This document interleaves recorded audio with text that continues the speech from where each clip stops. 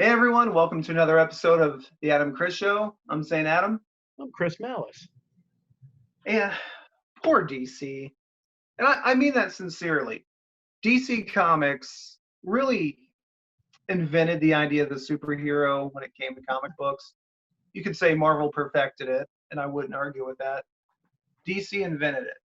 And DC has a lot of great stories, great heroes, great mythology. Unfortunately, DC just cannot seem to catch a break when it comes to catching up with Marvel in terms of movies.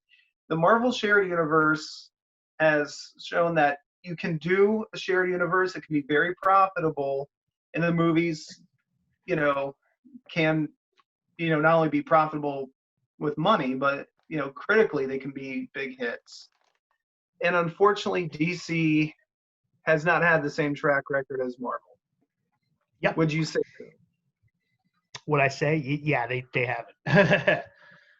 So today we're going to look at the DCEU. All right. Get ready. Right. So I got a theory about the DCEU or DC Extended Universe. I think even though the first film that everyone recognizes as Man of Steel, I honestly think it was supposed to be Green Lantern. Had Green Lantern been financially successful? I think there's merit behind that. I think there's merit behind that. Right. I mean, there's this line, because I went back and rewatched these movies recently.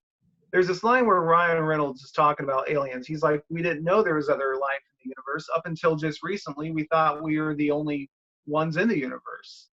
And then, you look at Man of Steel and, the public now knows aliens exist. I think that was supposed to be the first film. It would make sense, set up life off of Earth and then build upon that. Unfortunately, Green Lantern wasn't a hit. I do enjoy the film. It's not a perfect film. No, it's not. By any means. But I do DC has this problem. It happened in the 50s and it happened again in about the 2010s, where in the 50s they wrote Superman was their top character. So every hero read like Superman. All those years later, and back in like the late 2009, going into 2010, when they did the New 52, every character read like Batman. So he's their most profitable character. Right. So you had people expecting superheroes need to be dark, and Green Lantern is not a dark character. And the movie itself wasn't really dark, even though it had some dark themes. You look at Parallax, who was fear personified. Yeah, that can open up to some dark things. But I felt that it was an okay film. Really, it could have been the building blocks of that. Ryan Reynolds, I love him as Deadpool, wouldn't want him as anyone else, but at the time, we didn't know Deadpool was even a possibility. And I like the idea of him as Hal Jordan. And Mark Strong as Sinestro, holy shit, talk about a great performance. Oh, yeah, he was good. And I feel like they went with the wrong script, though. I feel like, because they based it loosely around this book called Green Lantern's Secret Origin. It shouldn't have did that. What they should have done is taken the script from the Green Lantern First Flight film, the animated one that they did around like 2008, and did that. Where, to quote Wizard Magazine, it's like Training Day in outer space. Because they're space cops. I think that would have been the better film to make. Well, I think what their payoff was the Sinestro turn. That was their big idea of their big payoff, and that would have been amazing. That would have been amazing to get the Sinestro War going. Mm-hmm. Being someone that read that book, I would have paid so much money to see that on the big screen. Well, the dichotomy between Hal and Sinestro is great. Mm-hmm. They're great opposing forces. Oh yeah. But so Green Lantern did not hit as big as they would have liked. So they're looking at what Marvel's doing. Marvel's leaving them in the dust. At this point, we're going into 2013. Marvel had started this 5 years earlier. DC needed to catch up. So they did Man of Steel, a new Superman film, which I'm open to that. It's a very divisive film, directed by Zack Snyder, and that's a name that might come up a lot in this. Mhm. But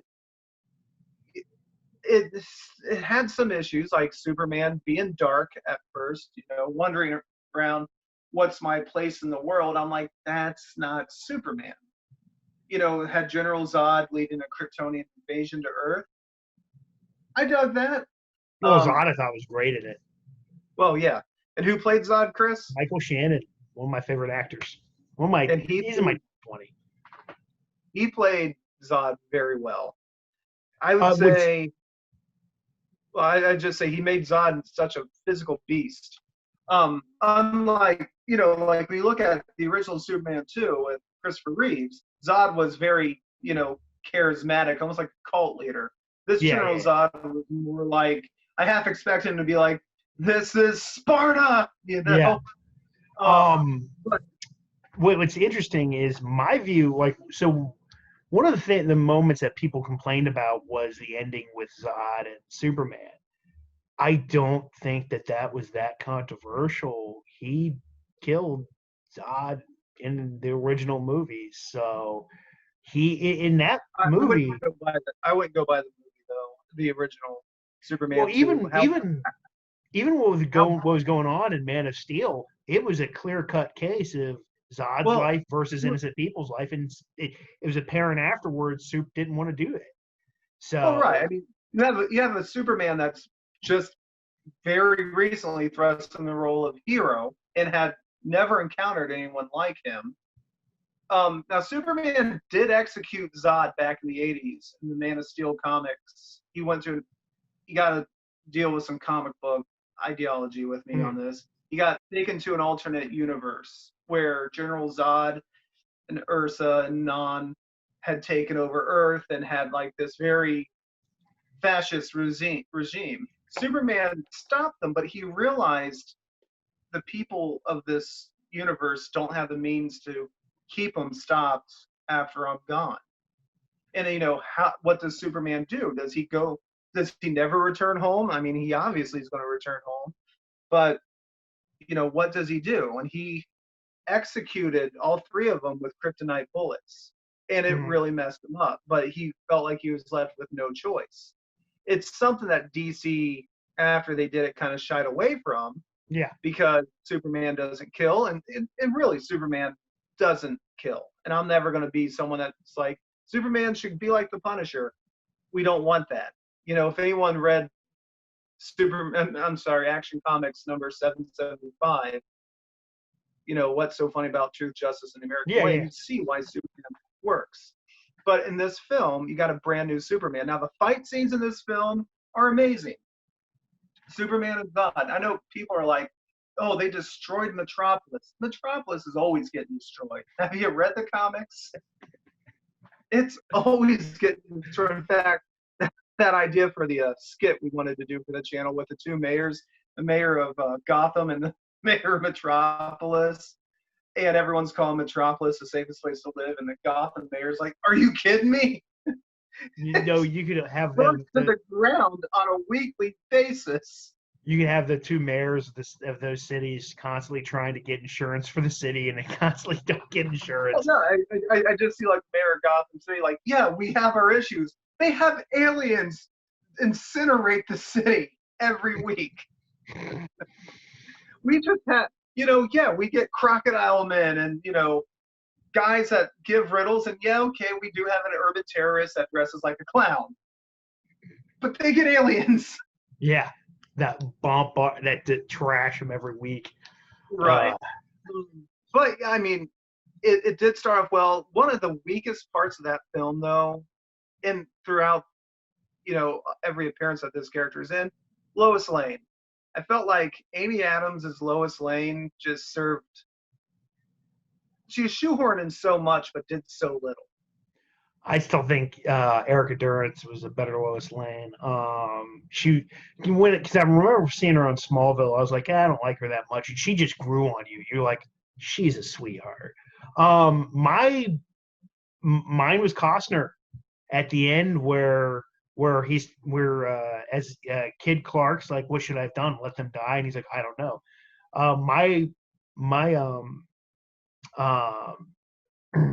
my Jonathan Kent would not have said, I don't know. He would have said, save them no matter what. You know, Right, the one I right. grew up with, it wouldn't have been You a know, question of that. I just showed my wife the Christopher Reeve Superman film for the first time. She's never seen it. And in that scene where Clark is talking to his father, you know, about, hey, why can't I join the football team? I could run faster than everyone, kick harder, throw harder. I could win trophies. And his dad's like, you were put on this world for a reason, but it wasn't to catch footballs. And Yeah, it's a much better speech than, I don't know, maybe let him die. yeah. John Schneider from Smallville. That is my Jonathan Kent. He's very uplifting. Every time you see him, you have this like very upbeat, like the hope that he's the type of good for the sake of good, no matter what cost. If you have to, you don't cheat to win. Even if someone is cheating, you know doing the good thing is not about doing the thing that benefits you. Sometimes doing the good thing hurts. So Mhm. that's my Jonathan Kent. Kevin Costner, in the last few years, he's been doing a lot better as an actor. He's one of those actors that have mixed reviews, but I think Mr. Brooks, he started picking up for me, and he was in a couple other things. I was like, oh, he's really fucking good in that. But I just, and again, I'm not even going to blame Costner. I blame that part of the script. That was fucking stupid. And It was. And now we're going to see a pattern because Zack Snyder was trying to be the Jon Favreau of the DC extended universe, and I don't think he had the mind for it really. I mean, with Marvel, they had a very clear idea what they were building up to in Phase 1. The payoff was the Avengers. Here, DC wanted to catch up so bad. I feel like they rushed everything because the next film we got was Batman v Superman: Dawn of Justice, which what happens in that movie that shouldn't has have that happened? many words in the title. Yeah, You're trying to cram way too much in there, and that's what happened. Now we can talk about the good, the bad, and the one instance of the fucking horrible, and we'll get to that.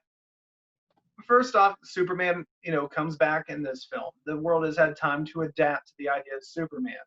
But Batman has been in Gotham for I think they said at this point about 20 years doing his thing. But, Batman works best as a urban legend. Half the people don't think he even exists. But Batman and Superman get pitted against each other in one of the worst plans I've ever heard. Now, the good. Henry Cavill returns as Superman. And I like, not, you could see he's still learning the role. They're still learning to write the role for him. We got Affleck as Batman, which I didn't know what to think when that was announced. The Town was really good. Argo was really good. This wasn't the Affleck of the past. So I was a little conflicted with it. I did like his performance as Batman. He's not my favorite Batman, but he's certainly not the worst Batman either. no. So he looked intimidating, and I gotta give him credit. They found a way to bring the gray in the costume back and make it functional. Yeah. The best part of the film, Gal Gadot is Wonder Woman. Yeah. Which They really, well, I said they did the DC Trinity, and she's the best part of it. My biggest issue with that was when they had the fucking trailer. Who's in the trailer? She is. That shit. Why you guys? That's your fucking golden nugget. Why the fuck are you going to show that off right at the beginning? That in Doomsday. Well, We don't need to see that in the trailer. Let that be a secret. well, The trailer should have said, "Spoiler alert! We're going to tell you the rest of the fucking movie." well, I have a theory about why she was in the trailer. I'll get to that in a second. So let me ask you a quick question, Adam. Okay. If you're a Superman fan, you're about to see a movie come out. I think I am a Superman fan. You're about to see a movie come out. You see Doomsday in it. What's your first fucking thoughts going to happen in that movie?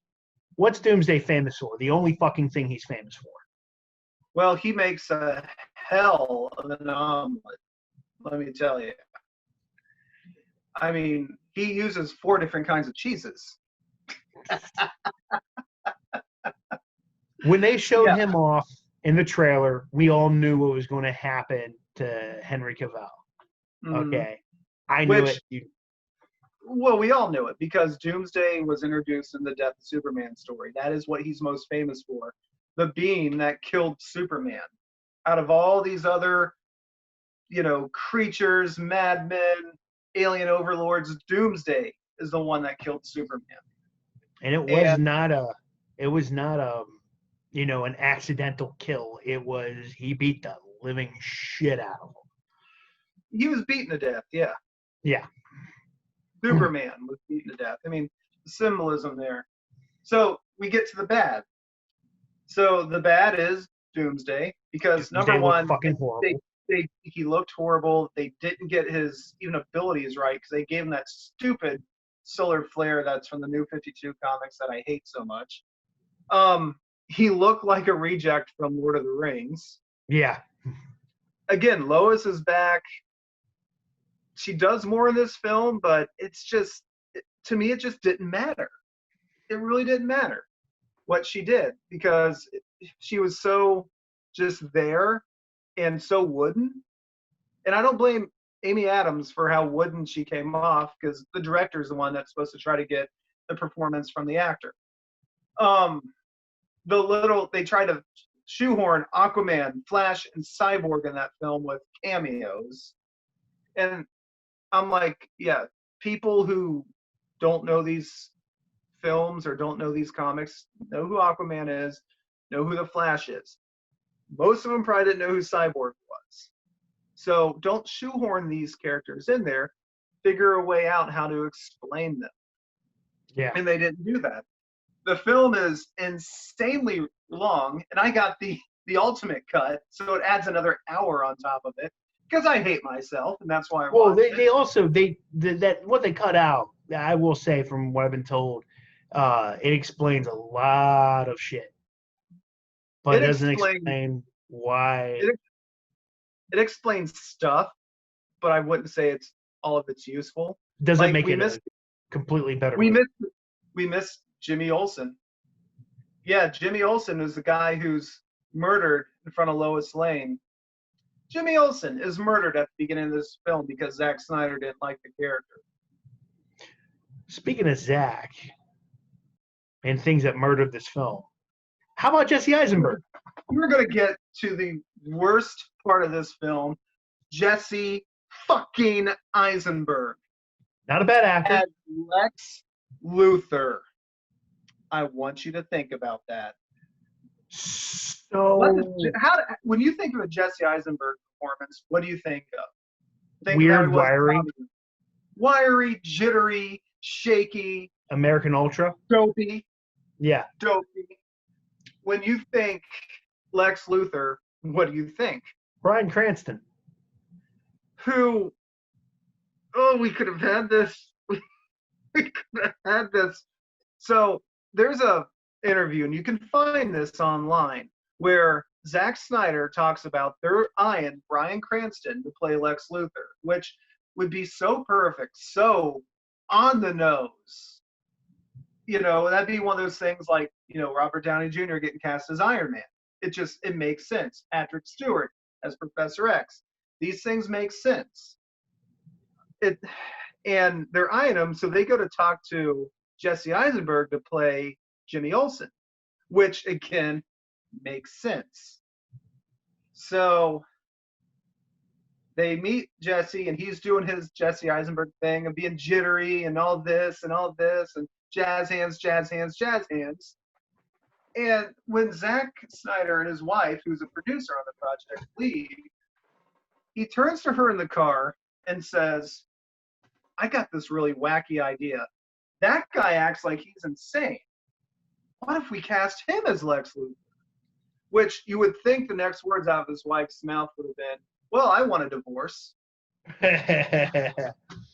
Especially with who we're looking at, who we could conceivably get to play this role.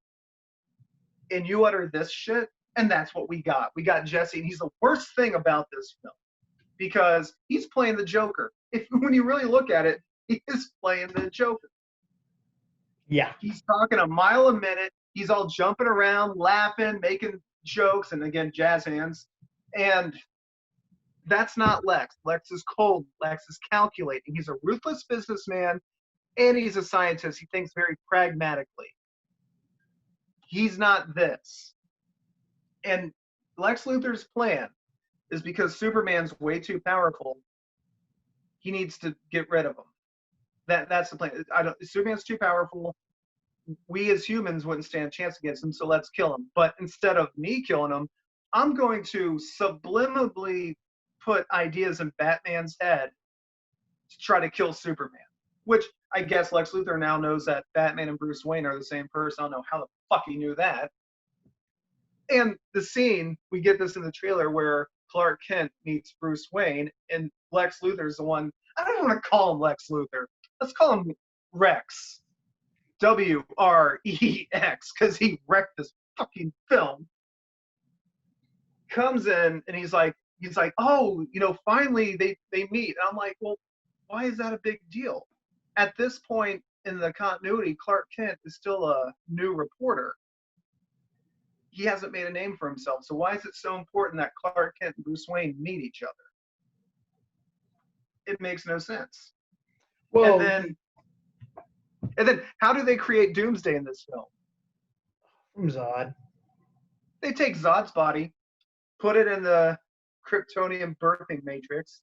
Jesse cuts his hand to put some of his blood in it so it contaminates it or whatever, while quoting some speech that no one in their right mind would ever make. And, if man will not kill God, then the devil will do it. I'm like, no one speaks like Lex certainly wouldn't speak like that. So you get the Batman Superman fight because you had to have it look like it did in Dark Knight Returns. Okay, I mean, props to the costume people for making Batman's armor look like that. But in a disturbing twist, Chris, we found out that Batman's safe word is his mom's name. Because Lex Luthor... Martha, what? So Lex Luthor kidnaps Clark Kent's mom and uses her, to make Superman fight Batman. So Superman's name is Martha Kent. Batman's name is Martha Wayne. And when they're fighting, Batman, being pragmatic as he is, figures out kryptonite is Superman's weakness. I don't know how he found that out. I'd have to go back and pay more attention to this film than I want to. But he, hits Superman with kryptonite gas, which temporarily depowers him. So he's fighting, he's fucking him up until it wears off, and Superman's just like smacking him down until he gets him with it again. But yeah, he has this kryptonite spear. He's about ready to kill Superman with it because, in this universe, Batman kills. And that's not a joke. That actually happens. Batman Here's my thing. Here's the thing. I will say, as goofy as that is, Michael Keaton had himself quite a body pile as Batman. He did. And he's one of America's favorite Batman. So I will say this, because I'm going to quote the cinema snob. He's like, I think Ben Affleck's just playing an older version of Michael Keaton's Batman. Probably. But so he's getting ready to kill Superman, and Superman's still worried about his mom. He's like, you got to save Martha. And there's a safe word. Batman's like, what? Why did you say that name? And then, Lois pops up and she's like, that's his mom's name. And that is what stops Batman from killing Superman. Your mom is named Martha. My mom's name was Martha before she died. And I see a parody of like doing the scene from Step Brothers. Your mom's name Martha? My mom's name Martha. Quick, what's your favorite dinosaur? Velociraptor. Did we just become best friends? Yep. Want to go do karate in the Fortress of Solitude? Yep. That was one of the worst. Oh, geez, that was so fucking bad. That Um, it made no sense. But we did get a nice scene after that of Batman rescuing Martha, which I went back and watched that scene again. It's set up like something from the Arkham games. Affleck is a beast oh in yeah, that scene, and it is great. It does show the potential of like what they're building. But there's so much bullshit in this film. but what happens after all that shit? Well, so Doomsday appears, And then and the big swinging DC dick fucks it all up. All of it comes all over it. yeah, it turns into a big CGI fight. Superman gets hit with a nuke, gets thrown into outer space, and gets sick because it was a scene that happened in Dark Knight Returns. I don't know why it made him sick, but let's move on. Wonder Woman shows up. Finally, the best part of the film. Wonder Woman shows up, and she's amazing. Oh yeah, So yeah. you get Wonder Woman, Batman, and Superman versus Doomsday. One of these things is not like the others in the sense of what the fuck is he going to do? Here's Superman, super speed, super strength, heat vision. Here's Wonder Woman, powered by the gods, magical weapons, can deflect anything with her gauntlets. And here's Batman, trust fund. He's Hey, going to trust pay. fund. He's going to pay Doomsday off. And yeah, I mean that's just where it goes. Big fight. Superman ends up dying when he didn't need to because Superman. No, because here's the thing. Superman grabs the kryptonite spear and flies to, stabs Doomsday with it, and Doomsday stabs him back, and they both die. And I'm like, why wouldn't you just throw the spear to Wonder Woman, who's not affected by kryptonite? Exactly. They made Doomsday look like a fucking orc. I mean, where do I begin? The problem with the whole thing is there should have been a payoff for Doomsday for the Superman Doomsday's fight should have been, if they were going to do that angle, fucking 65% of the movie, because the actual book, the majority of that is Doomsday taking out fucking the Justice League with one arm cuffed behind his back before Superman shows up and fights him. And then it is all them two. To be fair, it was a lot of B-list Justice Leaguers, though. Yeah, but it was still all them two after that. And that's what that movie should have fucking been if they were going to use Doomsday in there. Well, here's the thing. It was too rushed. It was way too rushed. Superman was still new at being a hero and being that symbol of hope. You don't get the death of Superman. You do at least 2 more Superman films. Yeah. Plus any other movie that Superman is contractually obligated to be in before you do Death of Superman, because then his death is earned. Then you can see the pain and the panic and everything that's caused. You don't do it on the second film he's in. Yeah, that was one of the biggest issues. Because I think Henry Cavill is a good Superman.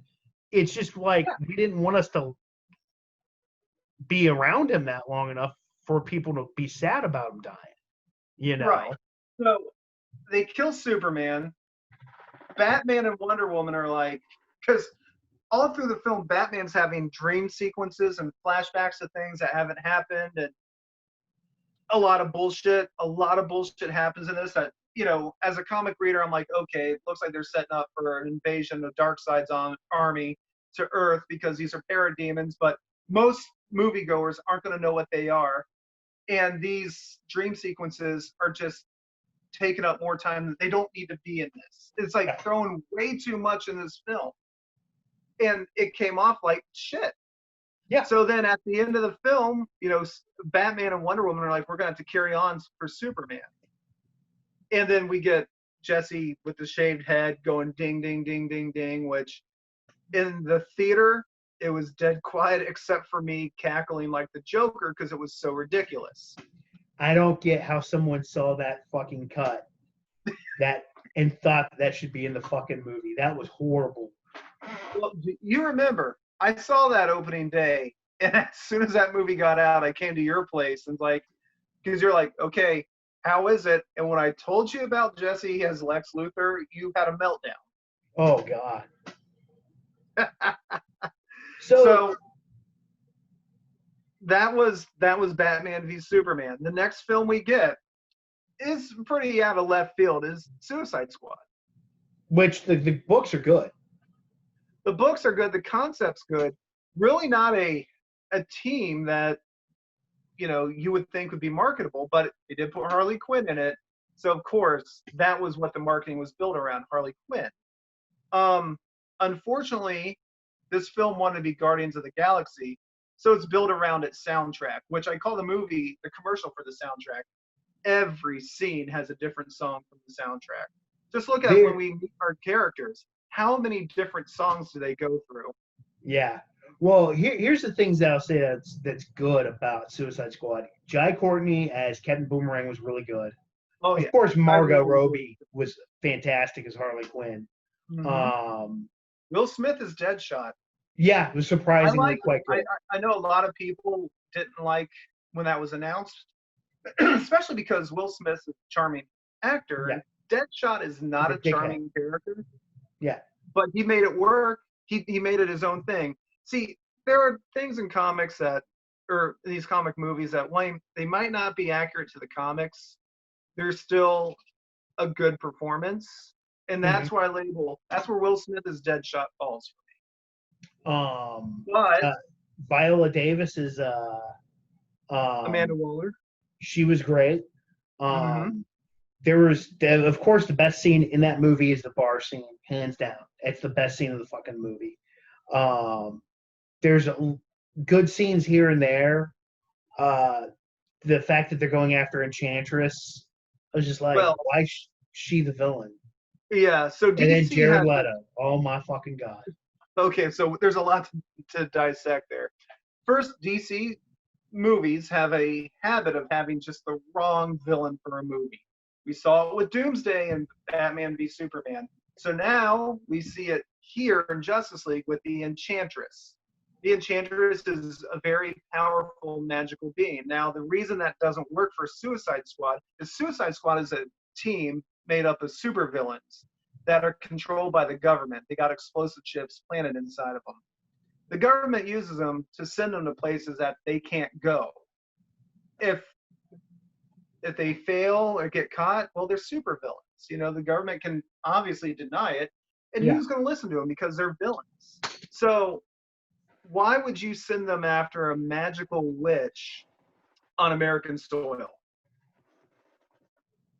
Really, since they wanted to have the Joker in this film, I think the better way to have done it would be Joker steals nukes or something and auctions them off to a country that America can't get into. So they send in the Suicide Squad to prevent the auction from happening. That would make more sense for the purpose of the Suicide Squad, not the Enchantress.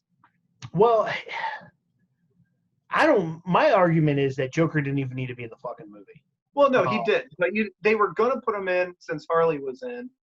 And just because she's in there doesn't mean he needs to be in there. Well, I'll ask you, since you are the biggest Joker fan that I know. I mean, you were a fan of Joker before everyone was a fan of Joker. Mm-hmm. What do you think of Jared Leto's performance and look of the Joker? The look was just fucking stupid. He looked like he got kicked out of a Diane Wood fucking video. I don't know who that is. It's some fucking bad, weird fucking music band. There's that. They made him look like a pimp.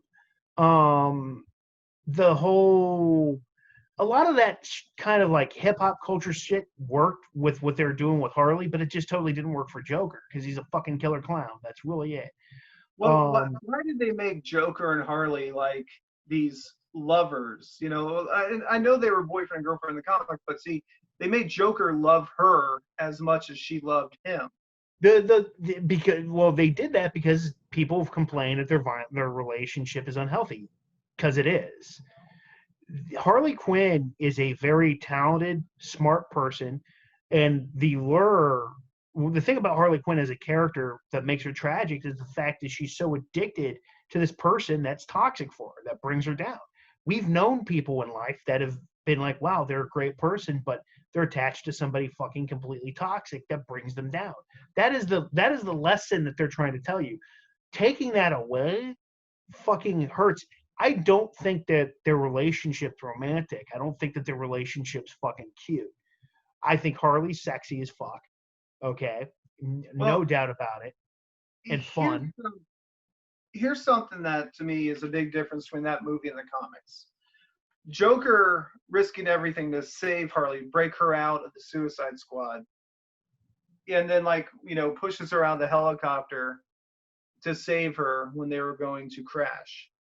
As opposed to, I just went back and reread Death of the Family, and there's that scene where Joker and Harley are at Ace Chemicals, and he's talking about cutting her face off like he did himself, and she's like, but will that won't that make me not so pretty in your eyes? And he's like, oh, Harley, when did I ever say you were pretty? Yeah, That's he's a jerk. Yeah. He's horrible to her.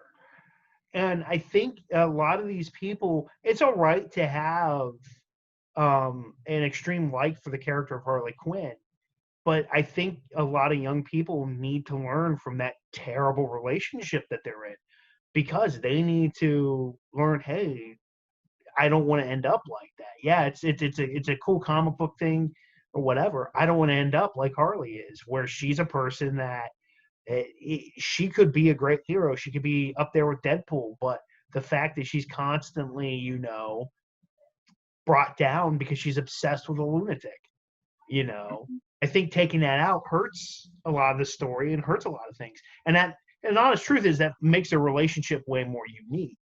And other relationships, like there's a new character in the series now called Punchline, and they're mostly Joker and Punchline's relationships are mostly teacher-student.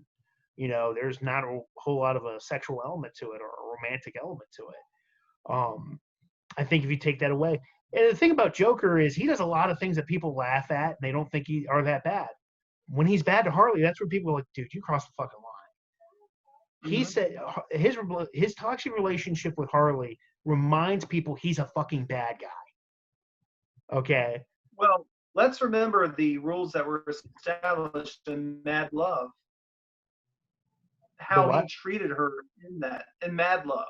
Oh yeah. The Mad Love, where it shows how Harley Quinn became Harley Quinn and everything, and what Joker did to her in that story. Yeah. I mean, I like the movie as I don't know, like Green Lantern. It's not as bad as a lot of people say it is, but it's got some major fucking issues. Margot Robbie's performance as Harley Quinn. She will be Harley Quinn for the rest of us from now on. She is right. Her and Gal Gadot will always be Wonder Woman and Harley Quinn, no matter what. They set the groundwork for those characters. They are going to be the standard bearer for those characters, like Christopher Reeves was with Superman. And you can make the comment about Conroy and Keaton is for Batman. I will still say Bale's as good as them two, but because just Bale don't kill. Just not when he speaks. But no, the humor in Suicide Squad does work. It's nice to have a film that subject matter wise isn't so dark. Unfortunately, it was filmed so dark, it's hard to see some of the things that happen. Yeah. But you have your other characters that, like Slipknot. They just put him in that movie to kill him. Yeah, and everyone knew it. And Rick Flag, who I couldn't give a shit about if I tried. In the comics, he's good. He's damn good in the comic books. Not in the film. No. El Diablo, I felt, was really good. I feel a lot of people tend to overlook that character and that performance. Yeah. Oh, in the comics, again, that's another character. He actually came from the New 52 era of Suicide Squad, and was one of the more consistent members. Now he was fucking good. They took out King Shark and put in Killer Croc. I wasn't a fan of the effects of Croc. I thought he looked like a Muppet. Yeah. They actually won an Oscar for best special effects. I'm like, seriously? Yeah. But it's like, yeah, you summed it up. Suicide Squad was fun, flawed, but not as bad as what yeah. people gave. Certainly not Well, as bad as Batman v Superman. oh yeah, Batman v Superman's fucking bad. Here's the thing I'll say: there was a lot of critics that went after that movie because Harley Quinn was kind of tarted up. Um, if you're going into a comic book film and that is something that sets you off, don't go to comic book films. Okay, it's like I say about metal. If you don't like people questioning organized religion, the moral majority, and stuff like that, don't go to a fucking metal concert. Okay, yeah, guys are tarted up in fucking comic book films. They're ripped or whatever in unbelievable ways. They're going to They show get bat off that, nipples. huh? They get bat nipples. Yeah, well, yeah, they weren't complaining about that. But I remember there's a feminist cartoon where a feminist drew a picture of fucking Batman, and then That was she, one of the funniest things I've ever oh, they seen. made him look like a bitch because the fucking Chotch was fucking going out of her way to like basically say, well, I don't like buff guys, I like skinny emo looking dudes, and then she made fucking emo Batman. I'm gonna tell you this: if that Batman's in my city, I'm gonna go rob a fucking bank because I'm not fucking afraid of him. Well, no, Bigger lips than a fucking porn star. Yeah, he was doing duck face in the picture that she drew, but I could see it like, you're on the rooftop, he drops down. After you get done laughing for 5 minutes, you pistol whip him and throw him off the roof. Ah, he looked like some kid from fucking Fall Out Boy posing as Batman. That's what it looked like. Like you remember that picture of what was it? Jaden Smith dressed as the White Batman.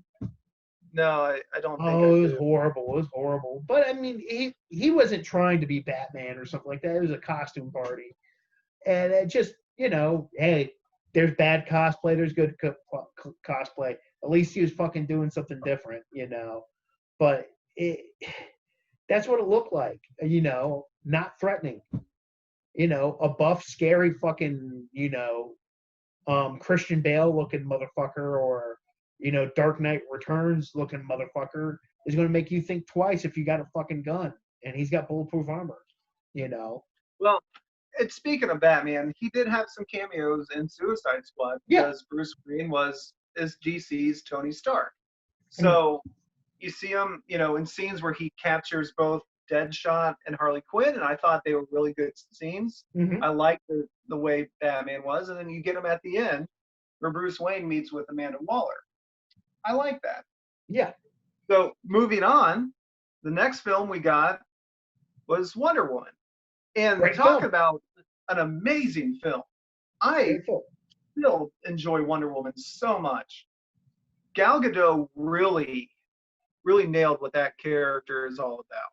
And they got a director in Patty Jenkins that knew how to set up this world, knew what to do. And they used the New 52 origin for her, and I'm not a fan of that, where her mom and Zeus had sex and, had her, where I like the other one where she's sculpted out of mystical clay because it's original. She's not female Hercules. But that aside, such a good film. My wife is the biggest Wonder Woman fan I've ever met. So I took her to see that for her birthday. And I mean, she was just in awe the whole time. And I'm, drawn in. And I've never had a problem with Wonder Woman, but I'm like, this is such a good movie. It's so much better than, even the parts with her in it in Batman v Superman. Like, this is just great. You could argue that the dialogue at the end during the boss fight this was written by Palpatine. I don't give a shit what people say. I like that third half with Ares. I don't care. I do wish they made Ares look a little more intimidating. Well, when the guy that got to play Ares was Lupin from Harry Potter. And as his human disguise, that worked because if you're looking for the God of War, you would not think that guy's the God of War. But when he got the armor and he did the claw marks down to show his face, I wanted them to do the look that they gave him in the Injustice game, where it's very demonic looking. Instead, it's just him wearing armor. I'm like, it's a Yeah. little harder to be intimidated by that. Well, I will But say this: in the Injustice game, Ares is one of the baddest characters in that fucking game, hands down. Him and he's a god Lobo. of war. He should be. But you get Wonder Woman. This takes place in World War One, which makes sense. She's on this quest to stop Ares, the god of war. Here's the first war to engulf the world. It makes sense. And I love, just yeah, the action sequences are great, especially that scene where she's walking across no man's land. That's amazing. But what really nailed it for me were the little parts. Like the first time she sees a baby, because she comes from an island of immortal women. She was the only baby that was on that island. So the first time she sees one, she's all, she's not like, the superhero. She's just like, fangirling over it. I'm like, that works because, yeah, she's read about babies. Now she sees one. Or the first time she had ice cream and she thinks the guy selling it invented it. And like, those are things that just added the character. And I found so great. And we got Steve Trevor, who was great at guiding her through this new world. Yeah. In the end, spoilers here for the end, Steve Trevor pulls a Superman versus Doomsday and dies. And it's actually effective, like. Yeah. Because we learned to like him throughout that whole film. Mm-hmm. So Wonder Woman was, I think, the first really good movie that DC put out for their extended universe. And still to this day, with the other movies that came out that I like, I still really like Wonder Woman. So that's set up for our next film, which was entirely rushed, Justice League. And Justice League was not a bad film.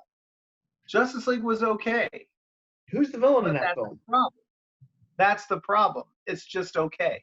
It should have at least been as good as the first Avengers film. Yeah. And it wasn't because they rushed it. They didn't earn it. And it's another film that has just the wrong villain. Who's the villain in it? Steppenwolf. Now, if you don't know who Steppenwolf is, he's one of the new gods, and that's a whole thing. Did he take Wonder Woman on a magic carpet ride? No. But Steppenwolf is not your main villain. He's a henchman. It's like having an X-Men film and having the Horseman War be your main villain. It doesn't fit. It doesn't work. And he's one of the henchmen of Darkseid. The whole film should have been them preparing for Darkseid to come to Earth. So you got Steppenwolf, you got Calabac, you got Desaad, you got Granny Goodness with her Furies, her army of Furies, plus the army of Parademons. That's a threat. Then the third act, they finally bring Darkseid to Earth, and that's when you need the entire league to fight Darkseid. We didn't get that. We did not get that. We got Steppenwolf, who has some of the worst dialogue I've ever heard. Ooh. Yeah. Dave, guess who else made a big return in that movie? Who, Chris? Super Stash. Yeah, so if anyone didn't know, the film opens up with a phone video of Superman. Henry Cavill was doing the new Mission Impossible. He had to have a mustache for the film. Contractually obligated, could not shave it. So they tried to digitally remove it, and it made him look like this. He got this weird facial effect going. And but other than that, I really like how Superman was written in this film. It's the first time in this extended universe he felt like Superman, because you see him talking to the kids at the beginning, because obviously the video was taken before he dies, and that's something Superman would do. He would stop to talk to kids, and get this, he smiled. Oh my gosh, a DC hero that smiles? I mean, there's a reason in Deadpool 2 they made that joke about, you're so dark. Are you from the DC universe? There's a reason for that. And they raised Superman from the dead using the mother box. And yeah, mother boxes don't work that way, but maybe it's a New 52 thing. I don't know, because I hate the New 52. But they bring Superman back, but he's all discombobulated, and he accidentally kicks their asses, which is a good fight scene. Yeah. Superman and Wonder Woman, Superman and Aquaman. What'd you think about Flash? Cyborg. Okay, so I'm going to get to that in a second. But we're talking about Superman right now. At the end of the movie, Superman shows up and just beats the fuck out of Steppenwolf. Makes you think, does he really need a Justice League? Right. I mean, just beats him the fuck down. But then leaves the fight. He leaves the fight because there are civilians still in danger, and Superman goes to save him. That's something Superman would do. And he's being the big blue Boy Scout he should be. He, after they beat Steppenwolf, and he's trying to help Cyborg pry open the mother box to destroy it, and this big explosion happens. He's laying there, and everyone's like, "Oh no, Superman died again." Him and nobody gave a fuck about Cyborg for some reason, but him and Cyborg get up, and Superman starts laughing, and I'm like, "That's Superman. He can be happy," and I'm like, this shows me why Henry Cavill could make such a good Superman if they let him be, because we got to see a little bit of that. Now, as far as Flash goes, here's how I described it when people ask me how it went. Justice League roll call: Superman, Batman, Wonder Woman, Aquaman, Cyborg, and Derpy. I cannot believe you're going to have the Flash in a film, and he's going to spend a lot of the film tripping over his own feet. It's not funny, but that's what you gave him. I wouldn't rule out Ezra. What's his name? Ezra Miller. After the situation that he got in online, that he might be removed as Flash. My wife, when they showed him as Flash, she's like, because she loves Grant Gustin from the show. She's like, they should have just had Grant Gustin be the Flash in this film. He can do it. But no, you have a Flash that has blue speed lightning for some reason, and comic book fan, Flash doesn't. He has yellow lightning. It's all tied to the Speed Force. It's a whole thing. Look it up. But he's tripping over his own feet. Just go, wow, look at this. And why does his costume have fingerless gloves? The whole point of wearing a mask is so no one can figure out your identity. Why would you leave fingerprints? What's that Flash? What's he do for a living? Barry Allen. He's a forensics scientist. In fact, so that should be something he thought about. Barry Allen is not the comedic relief. Barry Allen was always very straight-laced, very intelligent. In fact, he used to do these things called flashbacks. This is something from the 60s and the 70s. But he was so not the comic relief. You could have a Flash that was comic relief. You could have made him Barry Allen. I'm sorry, I just said Barry Allen. Wally West. Wally was funny. You could have done that, but you wanted Barry Allen. But you did not write him like Barry Allen. And like I said, performances that may not be comic book accurate but are still entertaining, this isn't one of them. I'm just like, again, he's tripping over his feet against Steppenwolf, against Superman, against the Parademons. I'm like, why do they even invite him to come along? Hey, Flash, can you set this one out? His whole speech about not understanding, he's like, I need friends, like brunch. What is brunch? People go out and, pay. And I'm just like, shut the fuck up. I hate you. It's just, there's that now. We got Aquaman in this film. Aquaman was sweet. I was sitting there going, I'm watching the trailer where he's like, dressed like a bat. I can dig it. He's jumps off the one parademon he stabs, like, woo! And I'm just like, I was a little nervous because I'm like, this is not Aquaman. Aquaman has, aside from Batman, he has the biggest chip on his shoulder. But this does fall in a performance of not accurate to the comics, but entertaining. Here's the thing. DC, let's face the facts. For the last 30, 40 years, Aquaman's been kind of a punchline. But he hasn't. If you've ever read the Aquaman comics, they're really good. But all people seem to think of him is from Super Friends, where all they had him do is ride a seahorse and talk to fish. Well, I But mean, then if you're gonna change that image, getting Jason Jason Momoa from Momoa. Game of Thrones, that's the first fucking way to go.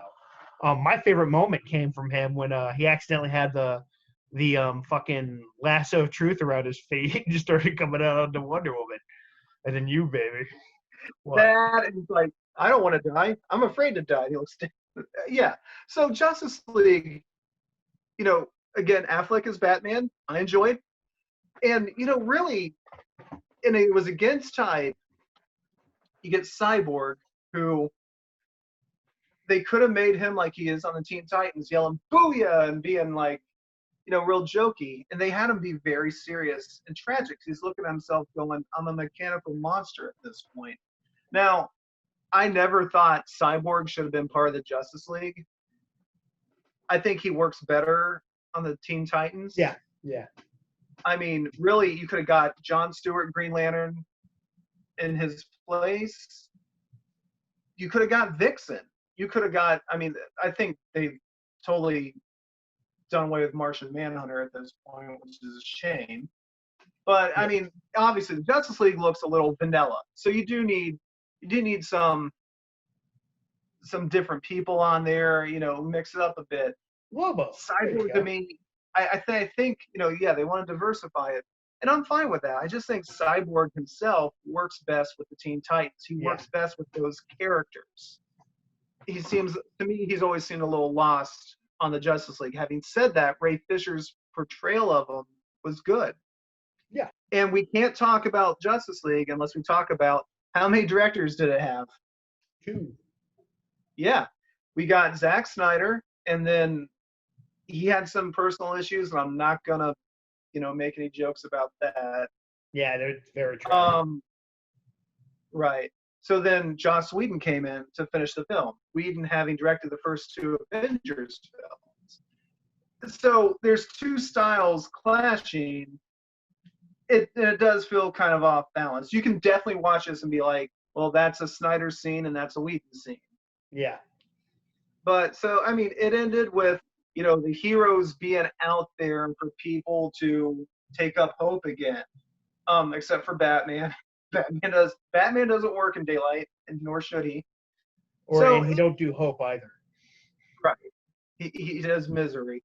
But it ended on a positive note, and it worked that way. It just could have been a much better film. Yeah. So we go to Aquaman, which, again, great film. In fact, it's the highest grossing film from the DC Extended Universe. Highest grossing. And of course, I mean, it's a bright, vibrant film. The action and the humor fit. Aquaman can be a dark character, but he can also be very funny. And he is. I think DC was trying to make him like their version of Thor. This big, buff, bearded, mean-looking guy can still be funny and crack jokes. It works. Momoa is a very likable actor. And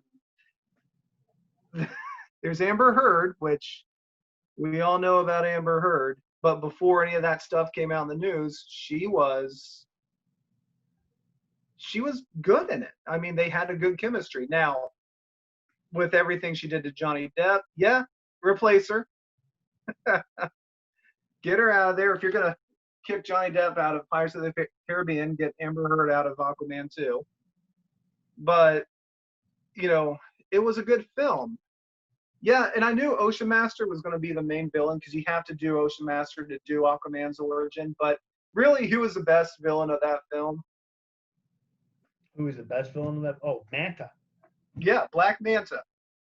He was by far one of the best villains in a DC Extended Universe movie. Yeah. Ocean Master was still pretty good, though. Ocean Master was still pretty good. Ocean Master was good, but really, Manta was the one you wanted to see more of. Yeah. And worked very well. And they gave Aquaman, I was worried, because you looked at his costume in Justice League. I'm like, I guess that's kind of the Aquaman suit, but they actually gave him the Aquaman suit in this film, and it looks sweet. Yeah. So I'm like, this is a success. It's right up there to me with Wonder Woman. In fact, I asked my wife, which one do you like better? And she's like, I'm tired. I'm going to sleep now. Like, she didn't want to answer. She wouldn't want to have to choose. So, yeah, they really nailed it out of the park, or hit out of the park, really, with Aquaman, which brings us to the next film they did, Shazam, which, again, I really like that film. Shazam was everything it should be. They're having Fun. fun with the, what? It was fun. Yeah, it was a lot of fun. It was fun. And again, funny and action packed. Serious parts when they needed to be serious were, but they embraced the idea of I don't even know how old Billy's supposed to be in that film. I think 13. And they embraced the idea of him, saying a magic word, becoming like this superhero on the level of Superman, and all the fun he can have with that. I can't wait for the Black Adam film, because if you know comics, Black Adam is Shazam's Main nemesis. Main nemesis. And The Rock is cast as Black Adam, and that's going to be amazing. Black Adam's going to get his own film before meeting up in Shazam 2. So I can't wait for that. Actually, if you look at some certain pictures of fucking Black Adam that have been drawn, it's like perfect casting. I guarantee you, some artist was like looking at The Rock and like, this is what I want Black Adam to look like. Well, but they've been talking about casting The Rock as Black Adam for a long time, before the extended universe even came together. I mean, yeah, they had talked briefly about casting The Rock as Shazam himself, but I mean, he just looks like Black Adam. That's going to be good. You know, I wholeheartedly accept this. Great film, great cast, great everything. So there are 3 really good films right there that DC did. Which brings us to the next one, the most recent one, Harley Quinn, or Birds of Prey, the Fantabulous. I thought it was good. Blah, blah. It was. They made it rated R, and I love that. You know, I like rated R humor, and Harley Quinn can exist in that. The casting with the Birds of Prey, the team of the Birds of Prey they did that had Montoya thrown in there with Black Canary and with the Huntress. Now, Huntress and Black Canary were in the Birds of Prey comic. Montoya, not so much, but I thought she was good in it. Ian McGregor as Black Mask falls into that category of, again, not accurate to the comics, but very entertaining. And I think he's fun every time. If you read Batman Under the Red Hood, Black Mask is threatening, but he's a little bit more comic relief. There is shit he does in that book that I'm just fucking dying at. When they steal the messed up in the head. When Red Hood steals the big case of kryptonite and he contacts Black Mask, he's like, "Hey, I have this," and he's like, Black Mask's like, "Yeah, I'm gonna need that." The conversation he's having with I think Deathstroke when he gets Hyena and Captain Nazi to work for him to go after Red Hood, and he's sitting there, he's like, "Is Hyena a male or female?" And then he's all pissed off because the Legion of Villains or whatever sent him kind of like the runners up, not the best bad guys to work for him. There's a lot of shit in the book where he's pretty fucking funny, and Ewan McGregor was pretty funny and uncomfortable in Birds of Prey, I think. Yeah, the scene where, I mean, yeah, he's very funny in a lot of parts, but the scene where he's uncomfortable is like when he tells that girl to get up on that table and take off her dress and everything. Yeah, that is uncomfortable. It's threatening, and then he does. He's still a bad guy. It should be. What is one of the first things you see him do in the movie? Peeling off someone's face. What does he say to the little girl that he was going to let live? Is that a snot bubble? Ew. Cut her face off anyways. That should be the sign that this guy don't give a shit. My only complaint is how quickly he gets dispatched of at the end. And I think Black Mask was one of those villains that could be around for a while. So that's about it. Well, my biggest complaint with the Harley Quinn movie, the Birds of Prey movie, is the portrayal of Zaz. I thought Zaz wasn't nearly what he should have been. Yeah, he's way more terrifying in the books. That, if Um, you're not familiar with Victor Zsasz, he's a serial killer. Loves to just slash someone's throat. And every time he does, he carves a tally mark in his skin. It's like a religious experience for him. mhm. This, the way he is in Arkham City, the video game Arkham City, that's how Victor Zsasz should be in my mind. Not what um, they did with him in this film. I will say the scene itself was really good when Harley raids the police station, but Hmm. it's obvious at this point they're trying to make her an anti-hero, Yeah. and she's doing non-lethal because they're cops. You know, Well, this is a woman that just at the beginning of this movie fucking sends a explosive truck into Axis Chemicals. She doesn't know if there's nobody in there or not. You know, so in Suicide Squad, we also just went on going about how she's just as evil as fucking Joker. So if yeah. they're I gonna mean, do they the raid like that, they should have had her doing a raid of like some sort of crack den or some sort of place like that and using lethal force. It makes no sense her going non-lethal just because I don't want to be perceived as bad. Her I don't moral know. compass is already gone.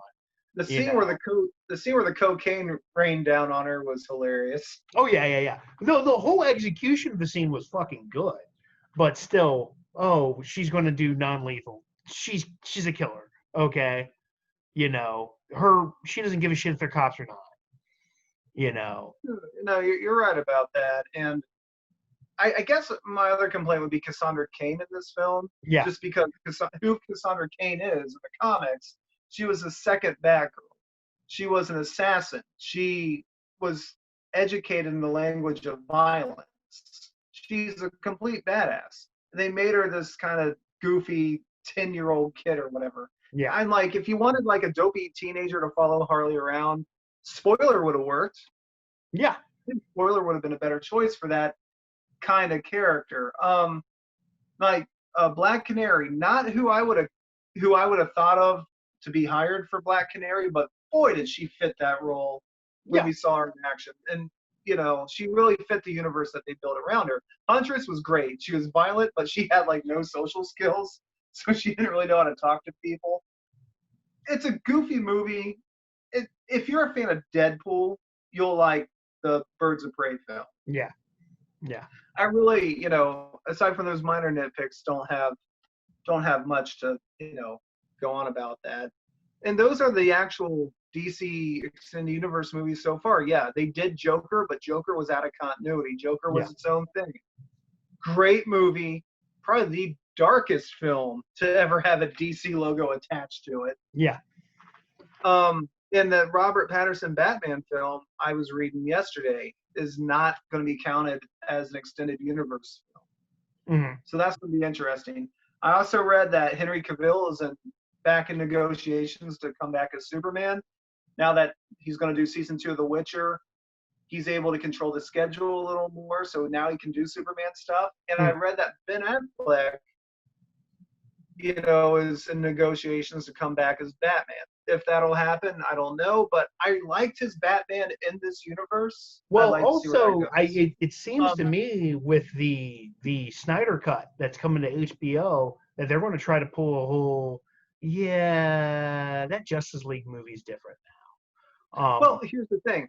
We didn't mention this earlier, but the scene at the end of Justice League after the credits, No, with you Deathstroke. got with Deathstroke, which that would have been amazing. Joe, what's his name? Manganiello, who was in True Blood. He was in well, Chris, you said he was in Magic Mike. Yeah, He'd been a great Deathstroke. And his costume was accurate. When he took off the mask, he had the white hair, he had the eye patch. I want to see a Deathstroke movie. Actually, I sent him a message on Twitter. I didn't expect an answer, but I'm like, are we going to get a Deathstroke movie? I mean, even if, because he was supposed to be the main villain for a Ben Affleck Batman film, which, see, Batman take on Deathstroke on the big screen, take my money now. yeah, I don't know if he's still going to be considered Deathstroke, but it shows him and Jesse fucking Eisenberg meeting up at the end, talking about creating their own league. So I don't know if that'll be something down the road. DC's, they're talking about a Booster Gold movie. They're talking about a Blue Beetle and Booster Gold movie. Blue and Gold, which I would look forward to that. Yeah, I think it'd I'm a be pretty bigger good. I'm a bigger Ted Cord Blue Beetle fan, but they're probably gonna do Jaime Reyes, and I'm fine with that. He's much more powerful, and there's that dichotomy of Jaime being a teenager and Booster, who's supposed to be an adult, but is just Acts more like stuck a being teenager. acts more like a frat boy. Um, yeah, so they want to do that. They want to do a movie based spin-off of Aquaman called The Reach, based with those creatures from The Reach in it.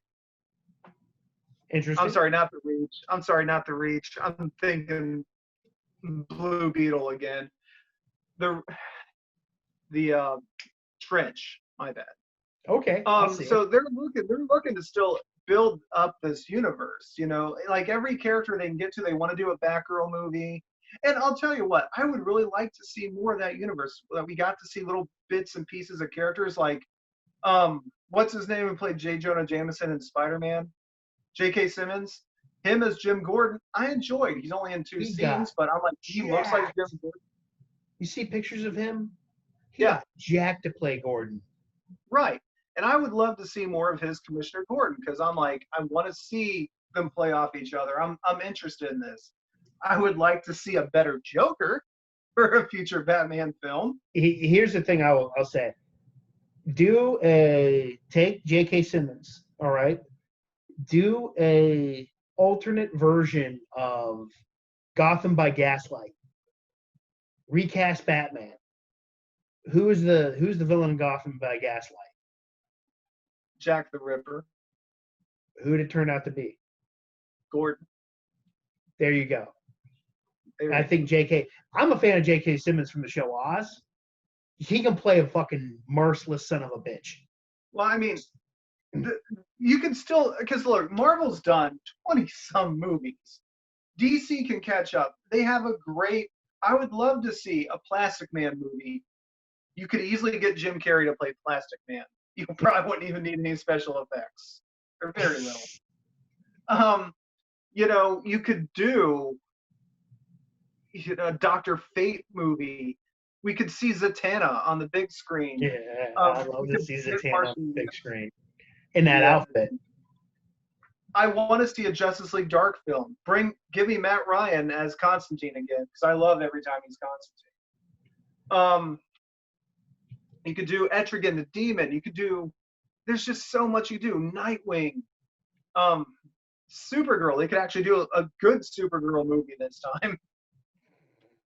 There's a lot to play off on. DC has such a rich variety of characters. Now we were supposed to get Wonder Woman 1984 this summer, but COVID has pushed that back. So I'm looking forward to that. You got Maxwell Lord in it, who, if you remember the comics, Wonder Woman snaps his neck on live camera because he was controlling Superman. And you got the Cheetah, which is Wonder Woman's Joker, basically. Yeah, yeah. So I'm looking forward to a lot of this stuff, and there's a lot more they can do with this. DC has dropped the ball, mistakes were made. Let's learn from these mistakes and go, because I think that's what's great. I know everyone seems to go, Marvel or DC, and I'll admit I'm more of a Marvel person than a DC person, but that doesn't mean I don't like DC, and I would love to see more DC films that could keep up with Marvel. I used to be more of a Marvel person versus a DC person, but what got me turned off of Marvel is how many times they'd kill off a fucking character and bring them back. How many times they hit that fucking reboot button, reset button on every fucking thing. DC reboots its universe every 10 years. Yeah. At least you got 10 years of content that's still going to be the same. My other issue is with Marvel, with a lot of DC Comics has been good over the last few years, with the exception of the New 52, but there were still huge bright spots in that. I think with Marvel being bought by Disney, Disney doesn't directly tell them what to do, but I think they have a fear of like, oh, I can't go too far or anything like that. At least for a long period of time, Disney still had the now DC still had the Vertigo line and the Wildstorm line. They're like, here's the more mature stuff. Go for it. And that shit was good. I don't think Yeah. there's been a Vertigo book that was terrible. Where Marvel had their Marvel Max series, which was good, but as soon as Disney picked them up, they held back on Marvel Max, which is a shame because my favorite books are Marvel Max books. So yeah, Garth Ennis on Punisher. yep, hands down. Well, so yeah, that's our little talk about the DC Extended Universe. It's kind of a lengthy video, I know, but I think we covered a lot of good stuff in here. Mm. You know, if you want to tell us about your thoughts of the DCEU, let us know. I'd love to hear it.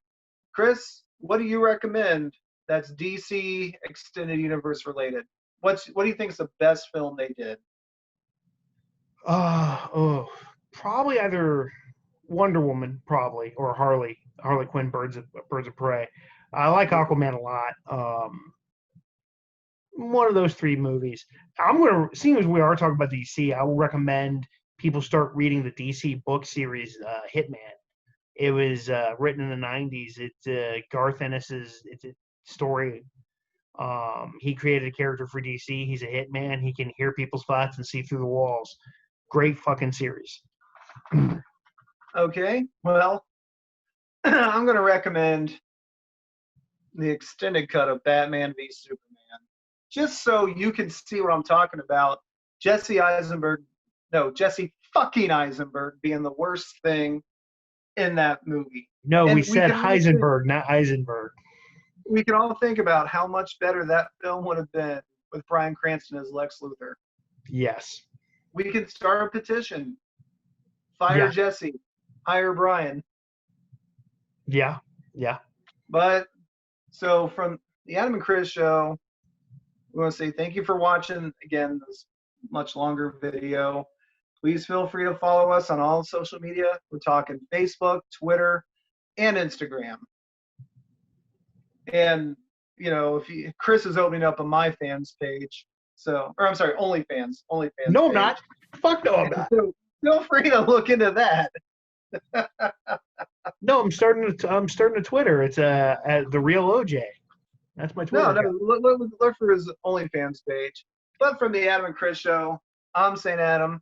I'm Chris Malice. You guys have a good one.